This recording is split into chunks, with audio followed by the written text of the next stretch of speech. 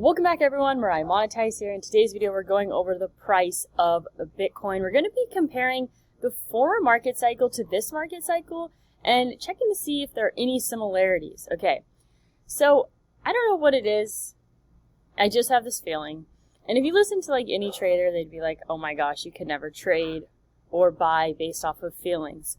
But I must say, like I said, I think sometime between Q4 of this year and Q1 of next year is going to be a massive buying opportunity. I think likely in that time frame, but because of the current market conditions, not just in the crypto market conditions, but in all market conditions, I think it can get dragged out. I feel like we're seeing a pullback in all markets. It's going to be a little bit of a slower bleed. So that's just kind of what I'm thinking. I think that we could see a flash crash on Bitcoin at any moment down to $14,000. So do not forget to have buy orders set, because I'm telling you right now, it's going to happen when you're sleeping, or it's going to happen so quickly you will have no time to make a move.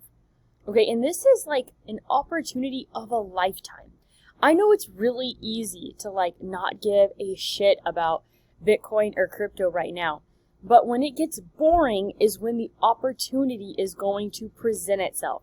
You have to remind yourself, nothing, absolutely nothing has fundamentally changed when it comes to Bitcoin.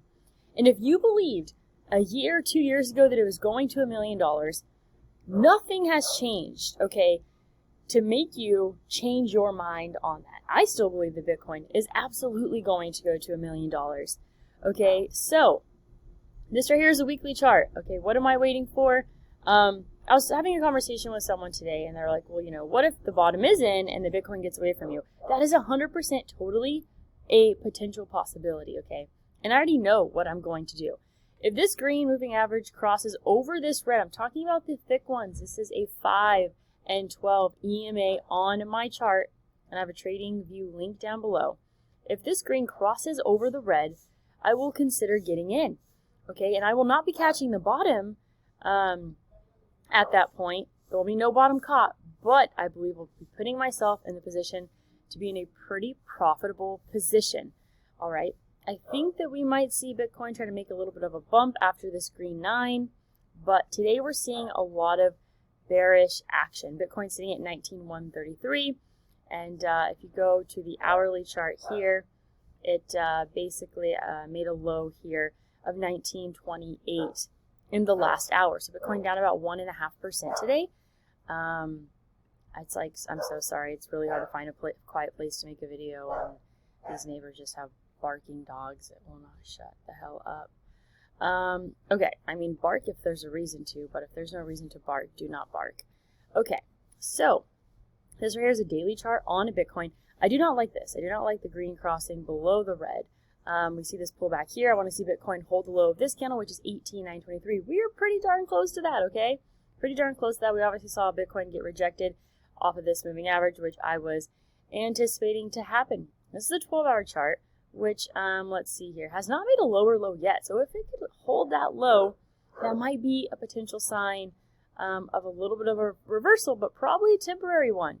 The 4-hour chart is incredibly weak. Would not touch that with the 10-inch bull. And same thing with the hourly chart. So much here just telling us to not catch this falling knife. Is this the beginning of capitulation, of a flash crash? I'm not sure, but you must always be ready. Okay, this is the hourly chart, which looks absolutely terrible. So what I've been talking about for months and months and months is comparing this market cycle to previous market cycles. Okay, friends, it has been 49 weeks since Bitcoin hit the all-time high of $69,000. That's actually kind of crazy how fast time flies.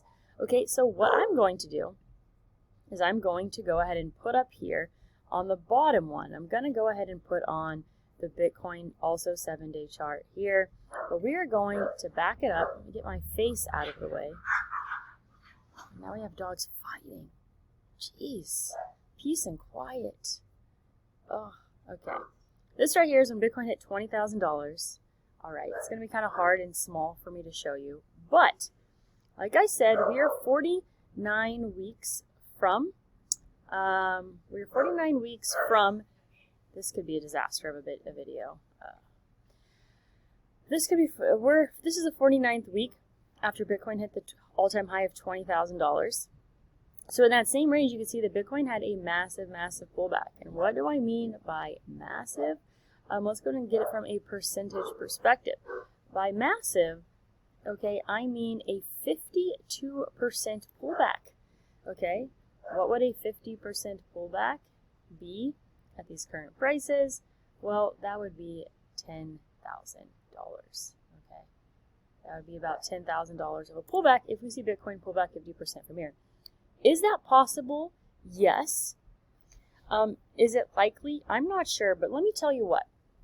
There was only one time that I was really afraid of holding Bitcoin, and I lost faith in the long-term future. It was one day, and it fell 50%. It went from like 7,000 to like 3,500 in one day. It was down 50% in one day. Okay, that was the bottom, and that's also thought when I thought it was dead forever.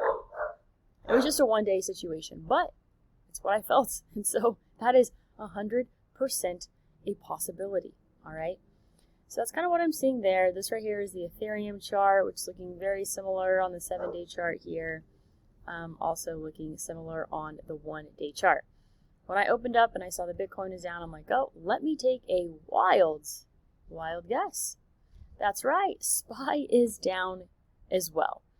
Today I was looking at SPY a little bit more in depth. Not that in depth, just a little bit more in depth. And I asked myself, where is their support?